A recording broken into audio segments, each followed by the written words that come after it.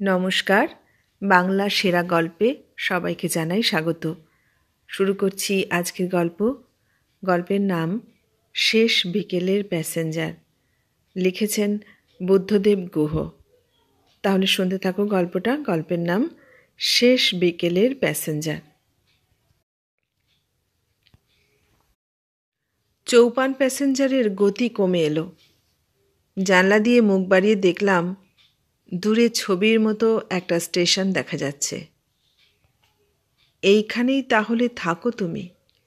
এইখানেই, এই জঙ্গল পাহাড় ঘেরা অখ্যাত জায়গায় তুমি নিজেকে নির্বাসিত করেছ, হারিয়ে গেছো ইচ্ছে করে। একটু আগেই কি একটা স্টেশন পেরিয়ে এলাম। এই স্টেশনের উল্লেখ ছিল তোমার চিঠিতে, মনে পড়ল। আসলে কাল রাত থেকে আমার কিছুই মনে থাকছে না। ট্রেনটি যেই তোমার দিকে মুখ করে চলতে শুরু করেছে, তোমার মুখ ছাড়া, তোমার মুখের শান্তশ্রী ছাড়া কিছুই মনে থাকছে না। কাউকে যে জিজ্ঞেস করব তোমার ঠিকানায় পৌঁছলাম কি না, এমন দ্বিতীয় প্রাণী নেই কম্পার্টমেন্টে। ট্রেনটা আর একটু এগোতেই নামটা পড়া গেল স্টেশনের। এখানেই আমার সেই তুমি থাকো, যাকে 1 বছর আমি দেখিনি। আজ তোমাকে 4 ঘন্টা চোখের দেখা দেখবার জন্যে 13 ঘন্টা ট্রেন জার্নি করে আমি এসেছি। আবার 13 ঘন্টা ট্রেন জার্নি করে আজই ফিরে যাব। আজই ফিরে যাব শুনে তুমি বলবে, এলে কেন? কী লাভ এমন করে এসে? উত্তরে কি বলবো তা আমিও ভেবে রেখেছি। ভেবেছি বলবো, এর চেয়ে বেশি বা থাকবো কেন, থেকে লাভ কি? তোমাকে বড় দেখতে ইচ্ছে করছিল, তাই দেখতে এলাম। শুধু চোখের দেখা দেখার পক্ষে কি যথেষ্ট নয় 4 ঘন্টার সময়? আমি জানি আমার কথার খোঁচাটা তুমি বুঝতে পারবে। তারপর মুখ নিচু করে বলবে, যা ভালো মনে করো তাই করবে। তোমার উপর আমার তো কোনো জোর নেই। ট্রেনটা প্ল্যাটফর্মে ঢুকে পড়ল। সেটা বাঁধানো নয়, লাল কাঁকরের জমি। দুপাশের শালের জঙ্গল ঘন হয়ে আছে। কাছেই বোধহয় কোনো হাট ছিল। আজ দেহাতি ওরাও গঞ্জুরা নানা রকম সামান নিয়ে হাট থেকে উঠছে নামছে। প্ল্যাটফর্মের এক কোণে একটি চায়ের দোকান, চা ও গরম সিঙ্গারা বিক্রি হচ্ছে। ট্রেনটা থামার আগে স্টেশনের এ মাথা থেকে ও মাথা চোখ বুলিয়ে নিলাম। কোথাওই তোমাকে দেখা গেল না। স্টেশন মাস্টার, চেকার বাবুরা, কালো কালো সরল মুখ দেহাতি লোকজনের মুখগুলো আমার চোখের মনির লেন্সে ধরা পড়েই ফেড আউট করে গেল। কারো ছবি চোখে লেগে থাকলো না। ফিসফিস করে বৃষ্টি কথা বলছে। ঝোলাটা কাঁধে ফেলে নেমে পড়লাম। নেমে পড়তেই দেখলাম সেই চায়ের দোকানের ভিতরের কাঠের বেঞ্চ থেকে উঠে ছাতা খুলে তুমি আমার দিকে এগিয়ে আসতে লাগলে। একটা খয়েরি রঙের তাঁতের শাড়ি পরেছিলে তুমি, ফিকে খয়েরি রঙা ব্লাউজ, এলো খোঁপা করেছিলে, টিপ পরেছিলে বড় করে। তোমার মনে ছিল বড় করে টিপ পরলে তোমাকে আমি বেশি সুন্দর দেখি। তুমি ভিড় ঠেলে হাসি মুখে এগিয়ে আসছিলে আমার দিকে। সেই মুহূর্তে আমার ভীষণ ইচ্ছে করছিল দৌড়ে গিয়ে আমার বুকের মধ্যে তোমাকে জড়িয়ে ধরি। কিন্তু উপায় নেই। লোকজন, আদিগন্ত বেআব্রু আকাশ, সমাজ, সংসার, এত কিছুর বুহ ভেদ করে যা সমস্ত জীবন এমন তীব্রভাবে চাইলাম, তা করতে পারলাম কোথায়? তুমি কাছে এলে, এসে আমার মুখের দিকে চেয়ে হাসলে, বললে, খুব কষ্ট হয়েছে তোমার না? এই পাণ্ডববর্জিত জায়গায় ভদ্রলোক আসে? তারপরেই বললে, চলো চা খেয়ে নেবে গরম গরম, ভালো লাগবে। কেমন ঠান্ডা দেখেছে তো? এখানে এই শীতে আমরা কী করে থাকি বুঝতেই পারো। আমি তোমার মুখের দিকে তাকিয়ে বললাম, তোমার কি শরীর খারাপ? জ্বর টর হয়নি তো? তুমি হাসলে, বললে, না, কিছু না। আজ স্কুলে যাওনি? আজ ছুটি নিয়েছি। কেন? তুমি আমার চোখে তাকালে, উত্তর দিলে না কোনো। তোমাকে হঠাৎ দেখে মনে হলো তুমি ভীষণ লাজুক হয়ে গেছো, আমার সঙ্গে প্রথম আলাপের সময় যেমন ছিলে। চা খাওয়ার পর স্টেশনের বাইরে এসে দাঁড়ালাম আমরা। বাইরেটা ততক্ষণে ফাঁকা হয়ে গেছে, কোনো ট্যাক্সি বা সাইকেল রিক্সা কিছুই নেই। আমি বললাম, তোমার কোয়ার্টার কি কাছেই? তুমি বললে, তা প্রায় মাইল 1.5 হবে। চলো শর্টকাট দিয়ে যাই, পথটা তোমার ভালো লাগবে। তারপর বললে, জানো, কোনো রকম কনভেয়ান্স নেই পা ছাড়া। নিজেদের পা ছাড়া যাদের দাঁড়াবার আর কোনো উপায় নেই, শুধু তাদের জন্যই এই জায়গা। ছোট পোস্ট অফিসের পাশ দিয়ে মাঠ পেরিয়ে বড় বটগাছের তলা দিয়ে কতকগুলি ছোট ছোট দোকান পেরিয়ে আমরা একেবারে নির্জনতার মধ্যে এসে পড়লাম। জায়গাটা একটা মালভূমির মতো, চতুর্দিকে পাহাড় দেখা যাচ্ছে, পুরনো মহুয়া গাছ এখানে ওখানে, ছাড়া ছাড়া শাল সেগুন, কাছে দূরে সবুজের আড়ালে আবডালে লাল টালির ছাদওয়ালা বড় ছোট বাংলো। দেখতে দেখতে পথটা ঢালু হয়ে একটা পাহাড়ি ঝর্ণার দিকে গড়িয়ে গেছে। শুধলাম, ঝর্ণাটা পেরুতে হবে বুঝি? জল নেই? তুমি বললে, জল আছে, হাঁটু জল, স্রোতও আছে। ঝর্ণার কাছে এসে তুমি বললে, তুমি আগে যাও, তোমার পিছনে আমি যাচ্ছি। আমি এগিয়ে গেলাম, তুমি প্রায় আমার পিছনে পিছনে আসতে লাগলে। ঝর্ণাটার মাঝ বরাবর এসেছি।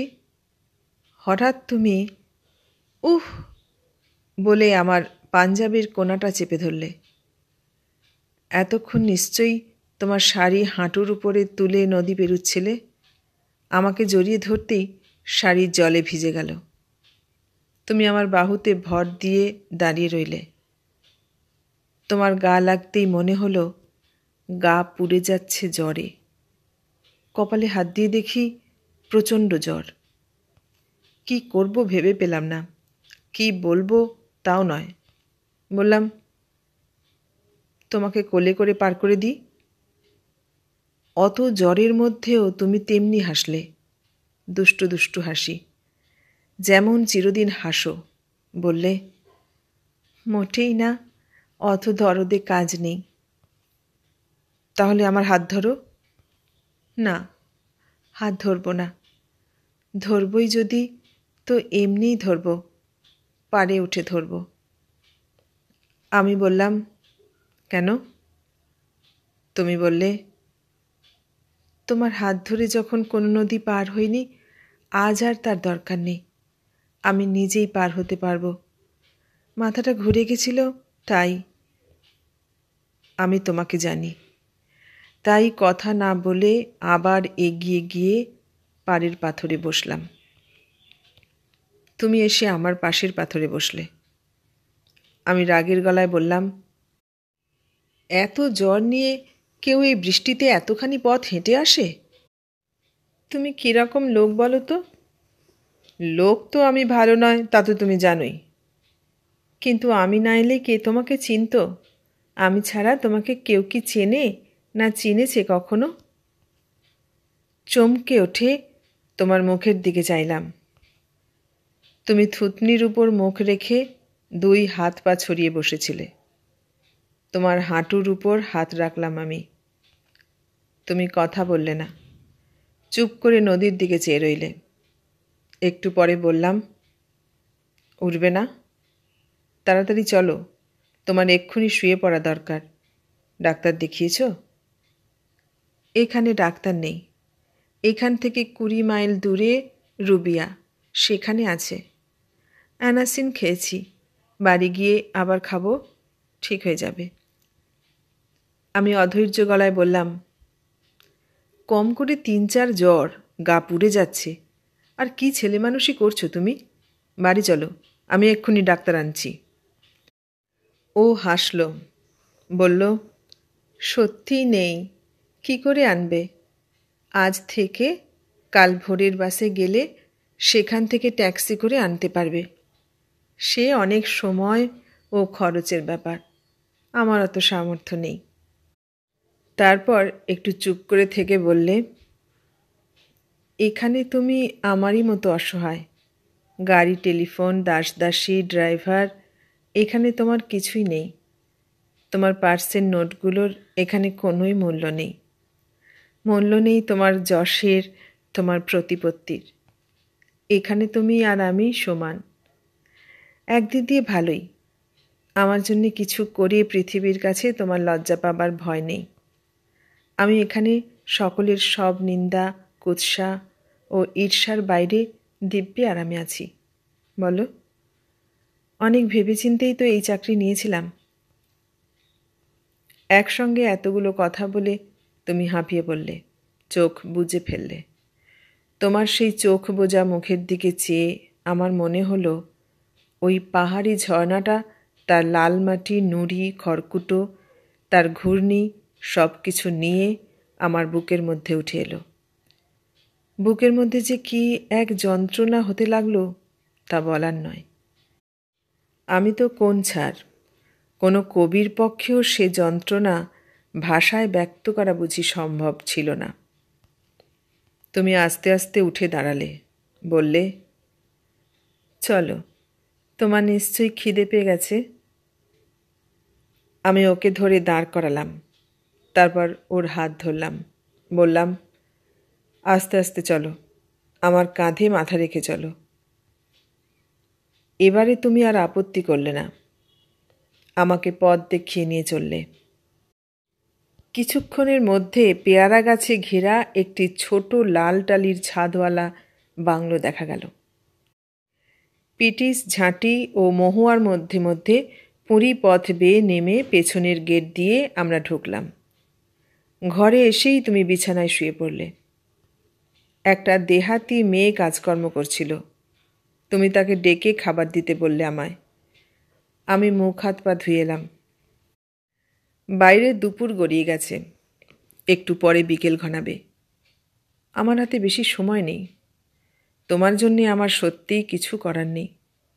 তোমাকে এমন জ্বরের মধ্যে, ঘোরের মধ্যে একা একা ফেলে রেখে আমাকে আবার আমার কাজে, আমার সংসারের একঘেয়ে আনন্দহীন আবর্তে ফিরে যেতে হবে। ফিরে যেতে হবে টাকা রোজগার করতে, সকলের সব রকম চাহিদা মেটাতে। পৃথিবীতে আমার একমাত্র একজনই লোক ছিল, এবং সে তুমি, যার কাছে এলে আমার মন কানায় কানায় ভরে ওঠে। অথচ তোমার জন্যে করার মতো কিছুই আমি করতে পারিনি। বলতে গেলে আমি এই নির্বাসনে পাঠিয়েছি তোমাকে। আমার জন্যেই, আমার সম্মানের দাম দিতেই তুমি এতদূর চলে এসেছ। যা কিছু তোমার ছিল সব ফেলে রেখে, বিনা অনুযোগে, বিনা প্রতিবাদে। অথচ বুকের মধ্যে যন্ত্রণায় কোকিয়ে মরা ছাড়া আমার কিছুই করার নেই তোমার জন্যে। ঘরটা বেশ বড়, টালির ছাদ, 2 জায়গা দিয়ে জল পড়ছে। নেয়ারের খাটে সস্তা সজনি পাতা, ঘরের কোনায় আলনা, তাতে তোমার জামাকাপড় ঝুলছে। 4-5খানা শাড়ি বাড়িতে কেচে পাট করে রাখা। 2টো শাড়ির পার খুলে গেছে। আলনার নিচে একজোড়া চটি, শোল ক্ষয়ে গিয়ে কাঁটা বেরিয়ে রয়েছে। চারিদিকে দৈন্য ও দারিদ্র্যের ছাপ। অথচ তোমার মুখে রানীর উজ্জ্বলতা। অত জ্বরের মধ্যেও তোমার মুখে হাসি লেগেই আছে। তুমি 2টো বালিশ মাথার নিচে দিয়ে আমার দিকে অপলকে চেয়ে রইলে। টিয়া ঝাঁপাঝাঁপি করছে, ফলসা গাছে বুলবুলি গান গাইছে। ঘরের বাইরের সমস্ত আলো আনন্দ প্রায়ান্ধকার ঘরের ভিতরে তোমার রোগগ্রস্ত মুখে লেগে রয়েছে। অনেকক্ষণ পর তুমি বললে, বাড়িতে সবাই ভালো আছে? তোমার স্ত্রী, তোমার ছেলেরা? তোমার ছোট ছেলে কার মতো দেখতে হয়েছে? আমি চুপ করে রইলাম। বড় লজ্জা করতে লাগলো আমার। মুখ নিচু করে বললাম, ভালো আছে, সবাই ভালো আছে। এমন সময় কাজের মেয়েটি মেঝে পরিষ্কার করে একটা কাঁথা পেতে খাওয়ার জায়গা করে দিল। তুমি হঠাৎ বললে, দাড়ি কামালে না কেন? কতদিন পর তোমাকে দেখলাম, এরকম করে দেখতে ভালো লাগে না। আমি হাসলাম। তোমার কোলের উপর রাখা হাতটা আমার হাতে নিলাম। তুমি অন্যদিকে মুখ ফিরিয়ে নিলে। দেখলাম তোমার চোখে জল টলটল করছে। তোমার কি করে মনে থাকে জানি না, আমি যা যা খেতে ভালোবাসি সবই রান্না করেছিলে। তুমি শুয়ে শুয়ে বলতে লাগলে, এটা আরেকটু খাও, ওটা আরেকটু নাও। বললে, ভালো করে খাও লক্ষ্মীটি, তোমার জন্যে জ্বর গায়ে রান্না করেছি, আমার অনেক কষ্টের দাম দিও।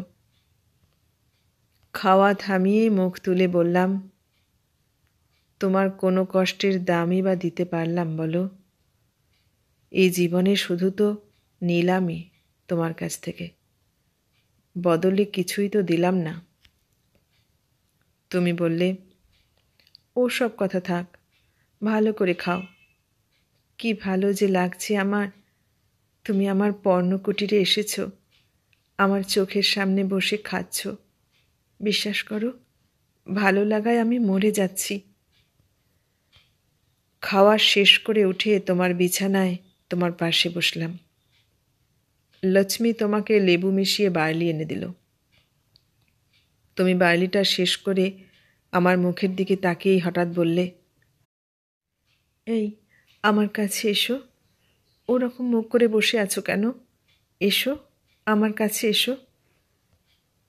তুমি দু হাতে আমার চুল এলোমেলো করে দিলে, দু হাতে আমার মুখ ধরলে, আমার চোখের মধ্যে কি যেন খুঁজতে লাগলে।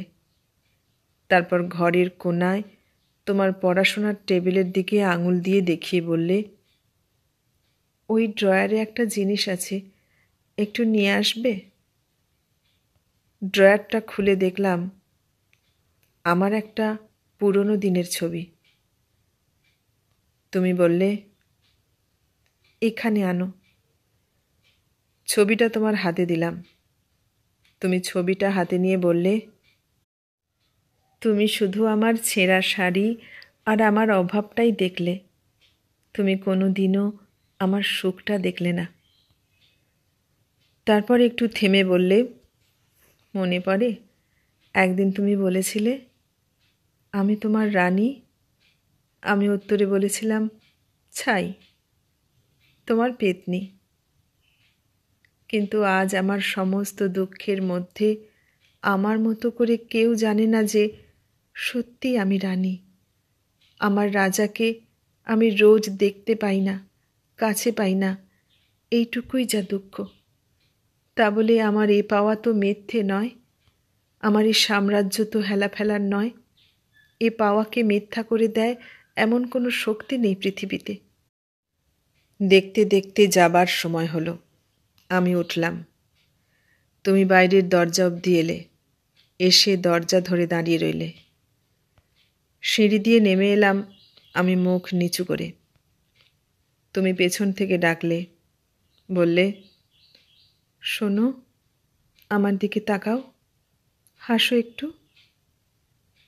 বললে, যাবার সময় অমন করে যেতে হয় না। আমি একটু দাঁড়ালাম, কলের পুতুলের মতো হাসলাম। তারপর সেই পিটিশ ও ঝাঁটি জঙ্গল পেরিয়ে স্টেশনের দিকে যেতে লাগলাম। তখন সন্ধে হব হব। শেষ বিকেলের হলুদ আলো প্রদোষের মাঠ প্রান্তরকে কি এক ব্যথা তুর রঙে রাঙিয়ে দিয়েছিল। চারিদিক থেকে তিতিরের কান্না আমার সমস্ত চেতনাকে আচ্ছন্ন করে ফেলল। ট্রেন এসে গেছিল। ঝোলা কাঁধে উঠে পড়লাম। ঘণ্টা বাজল গাড়ির। ঘণ্টা বাজল আমার মাথার মধ্যে, আমার বুকের মধ্যে শেষ বিকেলের প্যাসেঞ্জার। দিনের শেষ আলোয় জ্যোতি ও গতির মধ্যবর্তী স্বপ্নলোকে ঘণ্টার শব্দের অনুরণনের মধ্যে এক নিরুদ্দেশ গন্তব্যর উদ্দেশ্যে স্থির হয়ে দাঁড়িয়ে রইল। সেই সুন্দর সন্ধ্যার সমস্ত আলো, শব্দ, গন্ধ বেরিয়ে এসে আমার মন যেন এক দুর্গের সান্ধ্যকার ঘরে একজন রোগিণীর আশ্চর্য চোখে চেয়ে রইল অনিমেষে। ট্রেনটা ছেড়ে দিল, তারপর গতি বাড়ালো ধীরে ধীরে। জানালা দিয়ে বাইরে চেয়ে একা বসে আমি ভাবছিলাম, আমার সমস্ত প্রাপ্তির মধ্যেও আমি কত অসহায়। পেছন ফিরে যাওয়ার জোরটুকু পর্যন্ত আমার নেই। শেষ বিকেলের প্যাসেঞ্জার দুলতে দুলতে চলতে লাগলো ঝিকমিক করে, আর একটা অদৃশ্য ধিকি ধিকি আগুন ক্রমশই গনগনে হয়ে উঠতে লাগলো আমার বুকের মধ্যে। এতক্ষণ শুনলে বুদ্ধদেব গুহর লেখা শেষ বিকেলের প্যাসেঞ্জার গল্পটা। কেমন লাগলো গল্পটা? ভালো লাগলে লাইক, কমেন্ট, শেয়ার করো, আর নতুন বন্ধু হলে সাবস্ক্রাইব করার অনুরোধ রইল।